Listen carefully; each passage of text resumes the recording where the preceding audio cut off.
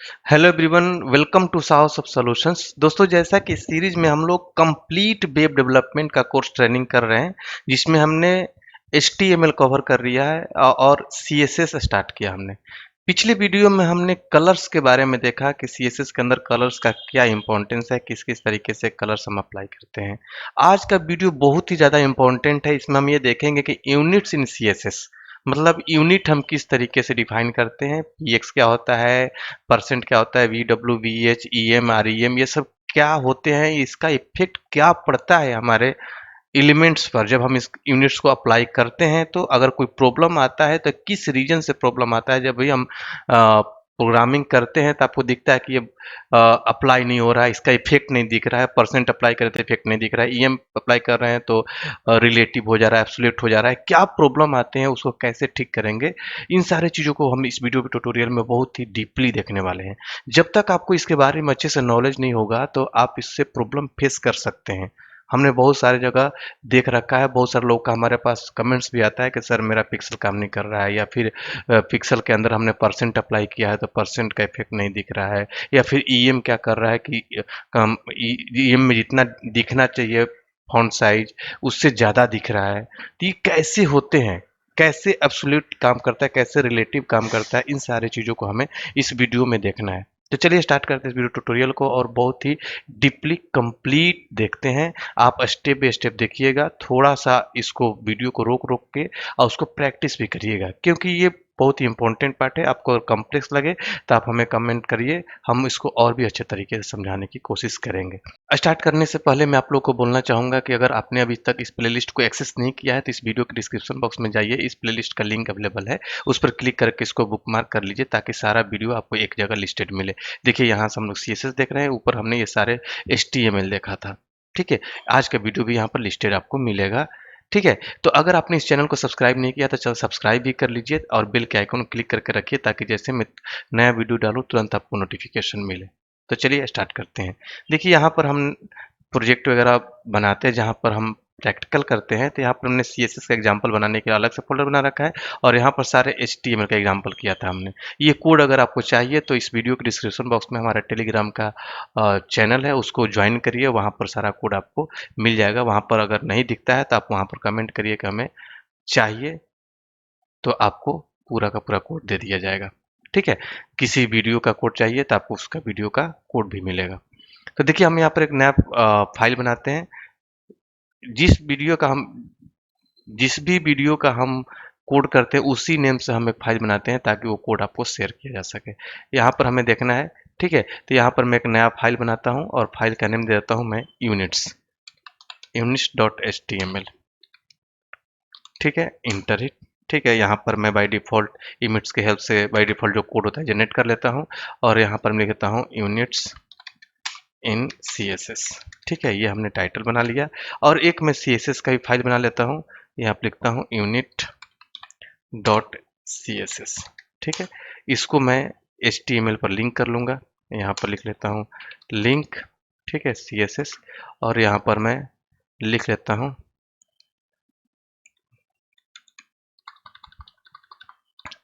CSS/units।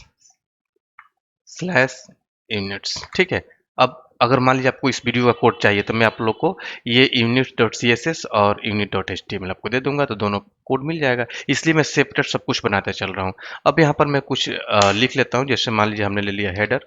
ठीक है, हेडर के अंदर हमने एक H1 ले लिया और H1 के अंदर लिख लेता हूँ हेलो साहो सॉफ्ट टेक्नोलॉजीज। ठीक है, एक हम यहाँ पर मेन बना लेते हैं। मेन मेन के अंदर हम सेक्शन बना लेते हैं। ठीक है, और सेक्शन के अंदर मैं एक H2 लेता हूं और इसके अंदर लिखता हूं यूनिट्स इन CSS एग्जाम्पल्स। कुछ डेटा बना रहा हूं और एक मैं यहां पर एक पैराग्राफ लेता हूं।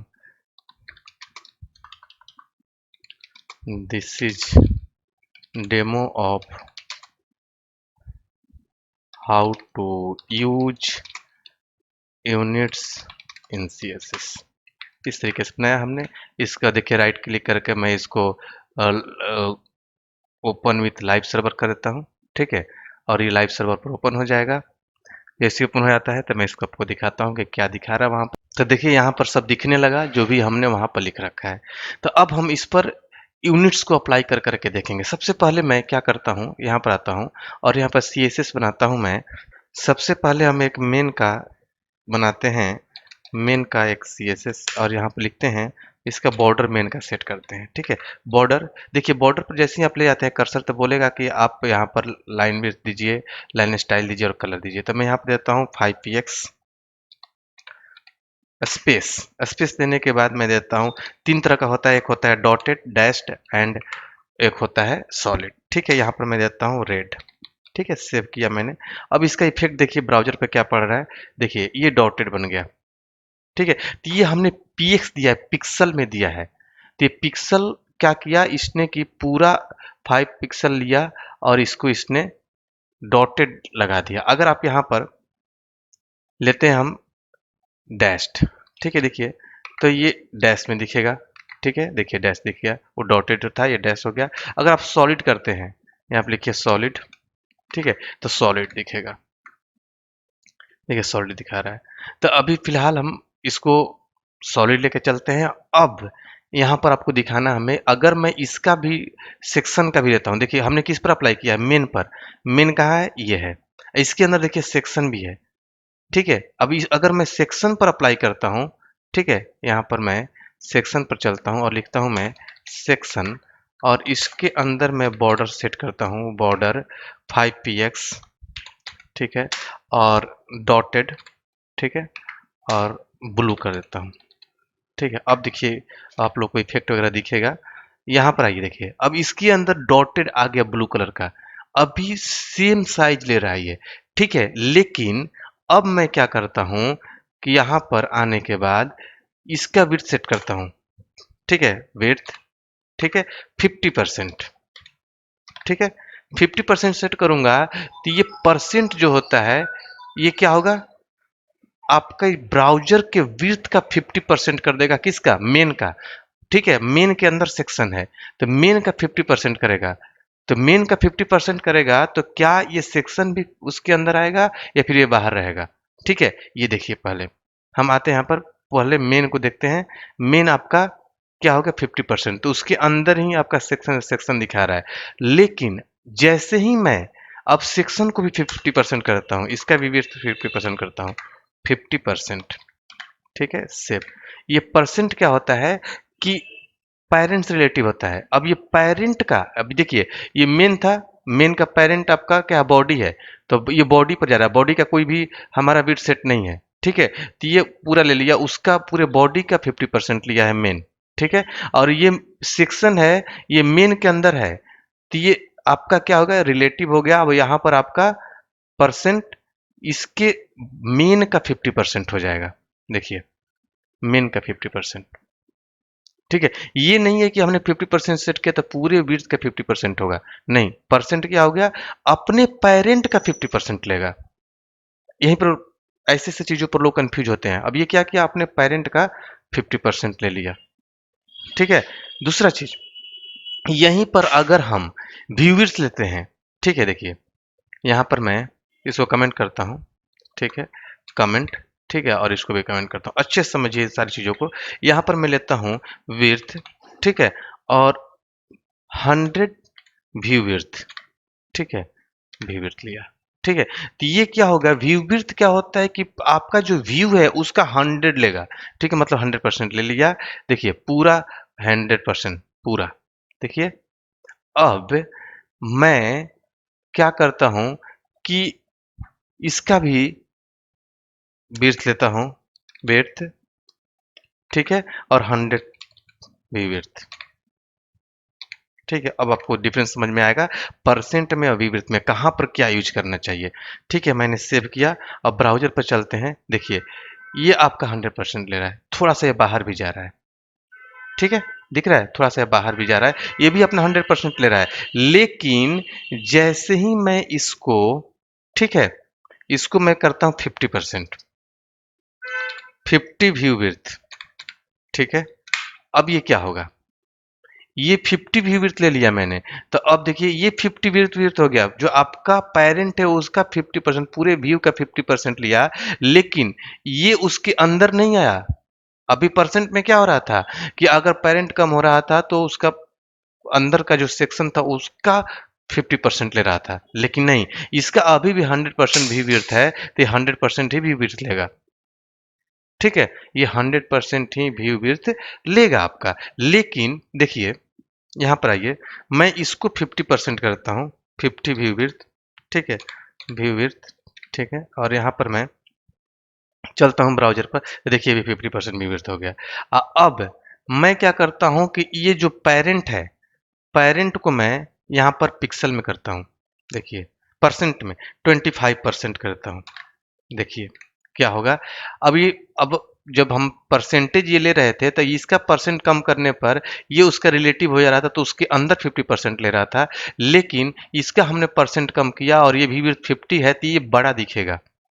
ठीक है, देखिए ये क्या हो गया, आपकी स्क्रीन का 25% लिया, और ये जो आपका सेक्शन है, ये व्यू विड्थ है, आपका जो व्यू है उसका 50 लिया है। मतलब कि आपका जो व्यू बन रहा है उसका 50% लिया, और ये आपका परसेंटेज लिया, ये फिक्स हो गया, मतलब रिलेटिव हो जाता है ये। ठीक है, तो ये आपके परसेंट का लिया। अगर इसको भी परसेंट में कर देंगे तो अब ये इसके अंदर आ जाएगा, ये जो बाहर आ रहा है। ठीक है, अगर मैं यहाँ पर इसको भी मैं कर दूं 25%। ठीक है, तो देखिए ये क्या होगा। देखिए अब ये इसके अंदर आ गया। अब इसके पेरेंट का 25% ले लिया। ठीक है, या फिर अगर आप इसको 50 ही लेते हैं, जैसे 50 भी विड्थ था, 50% लेते हैं, तो ये पेरेंट जो 25% है उसका 50% ले लेगा। ठीक है, देखिए उसका 50% लिया। तो यहाँ पर बहुत ही कंफ्यूजन है, आपको बहुत ही कंफ्यूजन जो आपके माइंड में चल रहा होगा दूर हो चुका होगा कि व्यू विड्थ हमें कहाँ पर लेना चाहिए। जब आपके पूरे स्क्रीन का लेना है तब व्यू विड्थ ले लेंगे। अगर परसेंट करेंगे तो पेरेंट से रिलेटिव होगा। पेरेंट अगर छोटा होगा तो उसके अंदर का, अगर आपने परसेंट अप्लाई कर रखा है तो अंदर वाला पेरेंट्स रिलेटिव लेगा। ठीक है, ये परसेंट हो गया। पिक्सल भी आपने देखा, व्यू भी देखा। इसी तरीके से व्यू हाइट भी होता है। ठीक है, व्यू हाइट भी आप अप्लाई करके देख सकते हैं। इस तरीके से आप व्यू विड्थ ले रहे हैं हम। ठीक है, देखिए व्यू विड्थ ले रहे हैं तब व्यू हाइट भी कर सकते हैं। ठीक है, हाइट ले लेगा उतना। सेव करिए। ठीक है, यहाँ पर आइए। अब देखिए बड़ा हो गया। अगर किसी के व्यू हाइट लेते हैं, ठीक है, हाइट, ठीक है, और यहाँ पर हमने 50 व्यू हाइट लिया। ठीक है, वी एच सेव करिए। आप हाइट को भी डब्ल्यू भी ले सकते हैं, वी विड्थ भी ले सकते हैं, लेकिन हाइट को हम वी एच से ही लेते हैं। देखिए ये हाइट बढ़ा दिया। ठीक है, तो ये होता है आपके एक व्यू पर काम करता है और एक पेरेंट्स रिलेटिव काम करता है परसेंट। पिक्सल भी देखा। अब एक होता है ईएम। ठीक है, पहले तो मैं आप लोग को बताते चलूं कि अगर देखना है कि अगर H1 जो है, H1 का क्या साइज होता है, राइट क्लिक करके इस पे इम्प्लीमेंट करिए और यहाँ पर इसको सिलेक्ट करके H1 देखिए। अब इसको थोड़ा सा बड़ा करिए। बहुत ही इंपॉर्टेंट चीज है। देखिए H1 का बाय डिफॉल्ट फॉन्ट साइज जो होता है 2em होता है। ठीक है, 2em अपने आप हो जाता है। 2em मतलब 32 पिक्सल। 32 16 पिक्सल का 1 em होता है। एक ईएम में भी कैलकुलेट किया जाता है आपका साइज वगैरह। तो अगर आप H1 को लिखते हैं नॉर्मल, तो बाय डिफॉल्ट उसका जो साइज होता है 32 पिक्सल होता है, और उसको अगर ईएम में कन्वर्ट करिएगा तो 2em हो जाएगा। वहीं पर जो पैराग्राफ होता है, पैराग्राफ आपका होता है 16 पिक्सल का, और वो ईएम में कन्वर्ट होगा तो 1 em हो जाएगा। देखिए अगर हम इस पैराग्राफ को लेते हैं, इसको हम यहाँ पर सेलेक्ट करके पैराग्राफ पाते हैं, देखिए अपने आप 1 em बता रहा है। ठीक है, तो इसका साइज 1 em हो जाता है।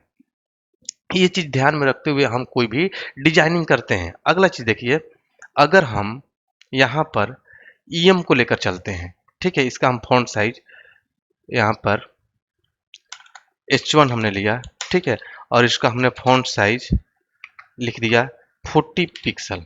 ठीक है, 40 पिक्सल कर दिया।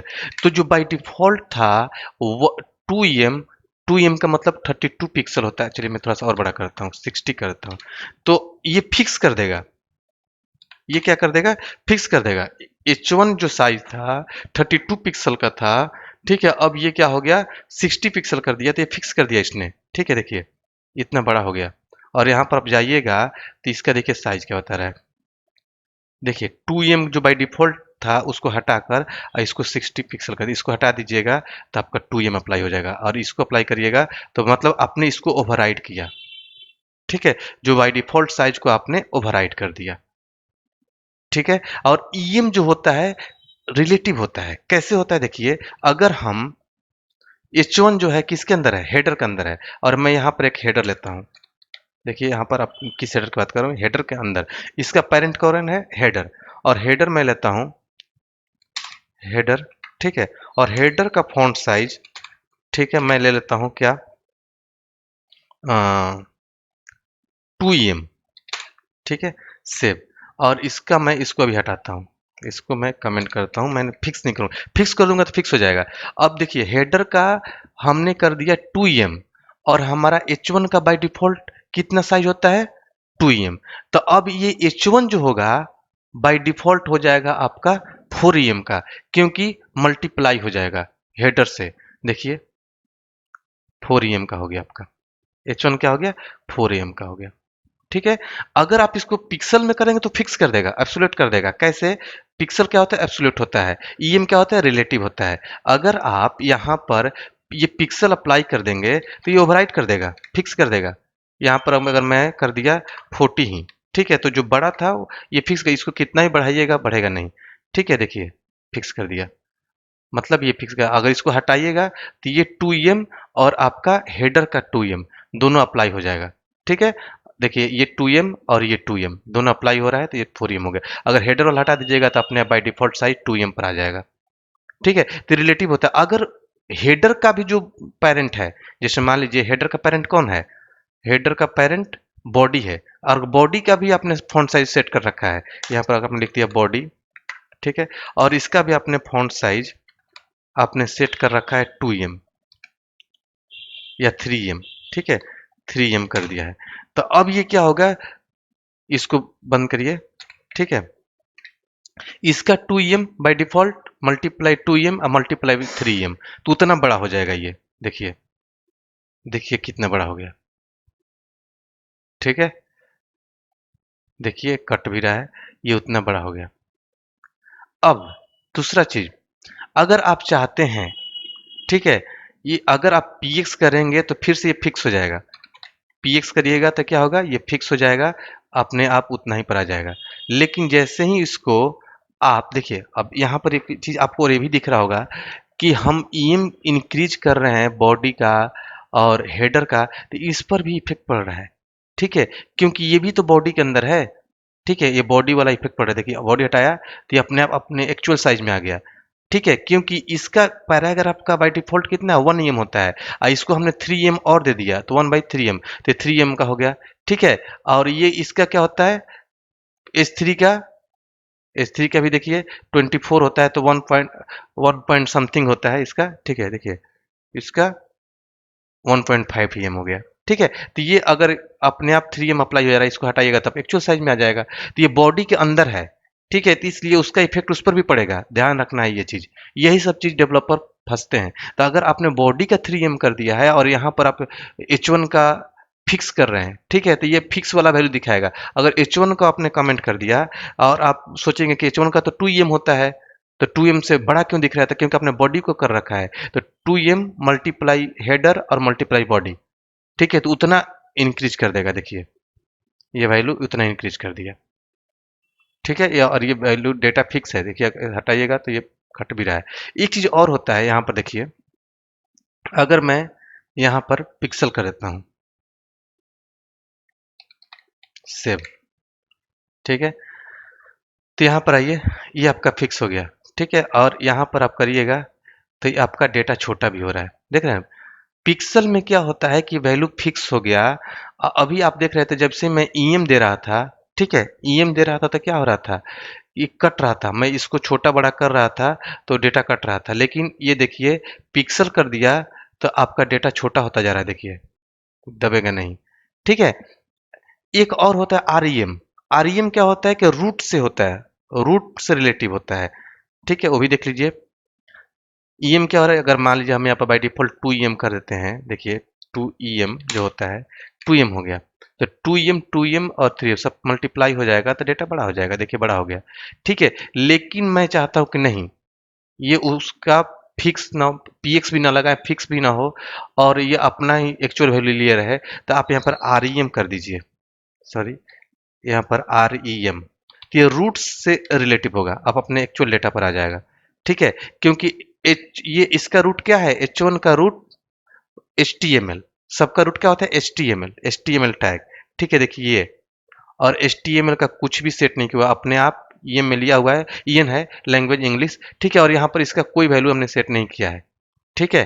तो ये क्या है, 1 होगा उसका, 1 से 2 से मल्टीप्लाई करें 2m, अपने एक्चुअल साइज में आ जाएगा। ये देखिए एक्चुअल साइज में आ गया जो 2m होता है। अब इसको देखिएगा, अगर H1 का, ठीक है, इस पर तो देखिए अपने आप 2m पे आ गया है। H1 का 2m, इसको हटाइएगा अभी तो एक्चुअल वैल्यू पर 2m पे ही रहेगा, ठीक है। अब इसका बॉडी वाला अप्लाई हो गया, ठीक है। इसको REM हटा दीजिएगा तो बॉडी का साइज ले लेगा, और REM लगा दीजिएगा तो अपना 2m पर आ गया, ठीक है। दूसरा चीज कि आपको लग रहा होगा कि ये रूट से होता है कि नहीं होता है, तो अगर आप HTML का भी सेट कर दीजिएगा, यहाँ पर HTML का भी साइज अगर आपने सेट कर दिया, ठीक है, फॉन्ट साइज, ठीक है, और इसको आपने कर दिया 2 या 3em, ठीक है। तो अब ये आपने REM किया है तो 2 मल्टीप्लाई 3 हो जाएगा, क्योंकि रूट से लेगा तो फिर ये बड़ा हो जाएगा अब, ठीक है। देखिए फिर ये बड़ा हो गया। अब इसको देखना है तो देखिए, ये इसको यहाँ से लेकर इसको लीजिए, ठीक है। तब ये आपका HTML से और 2 से 6 हो जाएगा, ठीक है। अब इसको हटाइएगा, देखिए तो और बड़ा हो जाएगा। देखिए HTML का 3, फिर बॉडी का 3, फिर हेडर का 2 और फिर H1 का 3, तो बहुत बड़ा हो गया ये, ठीक है। तो इस तरीके से इफेक्ट पड़ता है। तो इन सारी चीज़ों को आपको ध्यान में रखना है, ठीक है। तो किस तरीके से हम परसेंट अप्लाई करते हैं, कहाँ पर परसेंट अप्लाई करना चाहिए, परसेंट का क्या इफेक्ट होता है, व्यू विड्थ क्या होता है, व्यू हाइट क्या होता है, EM का इफेक्ट क्या पड़ता है, इन सारी चीज़ों को हमने इस वीडियो ट्यूटोरियल में देखा। अगर आपको समझने में कोई भी प्रॉब्लम है, नहीं समझ में आ रहा है, प्रैक्टिकल करते टाइम कोई भी दिक्कत आ रहा है, तो हमें कमेंट करिए, हम आपके कमेंट का रिप्लाई जरूर करेंगे। वीडियो को ज़्यादा से ज़्यादा लाइक करिए, शेयर करिए, ताकि सबको देखने को मिले, और जो भी डेवलपर इस प्रॉब्लम में फंसे हुए उनका सोल्यूशन मिल जाए इस वीडियो से। तो चलिए मिलते हैं अगले वीडियो में अगले टॉपिक के साथ, तब तक के लिए थैंक यू सो मच।